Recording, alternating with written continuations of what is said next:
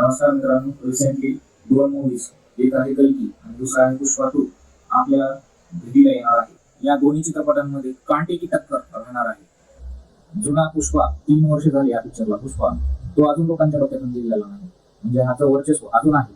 त्यातच हा नवीन कल्की हा चित्रपट मल्टी स्टारडम कास्ट म्हणता येईल आपल्याला. यामध्ये दिग्गज कलाकार पाहायला मिळणार आहेत. एक आहे अमिताभ बच्चन, दीपिका पादुकोण आणि महत्वाचं म्हणजे विलनच्या भूमिकेत दिसणार आहे कमल हसन. त्यामुळे उत्सुकता फारशी केली गेलेली आहे. आणि लीड भूमिकेत दिसणार आहे आपला प्रभास. कल्की चित्रपट हा बिग बजेट रिलीज होणार आहे आणि यात दुसरा सिक्वल याचा रिलीज पण होणार आहे. पण सध्या तर हा कल्की तर येऊ द्या, याचा सिक्वल बनणार आहे. त्यामुळे पुष्पा 2 ची टक्कर ही कल्कीशी होणार आहे. पुष्पा 2 हा यामध्ये 1% महाभारत बेस्ड आहे, तर कल्की हा चित्रपट 100% महाभारत बेस्ड आहे. त्यामुळे आपल्याला असं म्हणता येईल की अल्लू अर्जुनच्या मार्गात प्रभास. मागील भूतकाळ पाहता प्रभासचे 2 पिक्चर फ्लॉप गेलेले आहेत.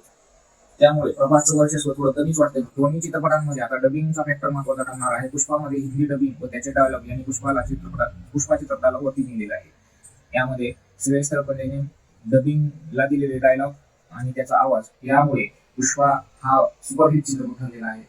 तेलुगूमध्ये पाहता तेलुगू लोकांनी या पुष्पा चित्रपटाला निगेटिव्ह कमेंट्स केलेले आहेत. परंतु हिंदी बॉलिवूड मध्ये दिलेला श्रेयस्कर पटेलने दिलेला आवाज पुष्पाला वरती नेलेला आहे पुष्पा चित्रपटाला.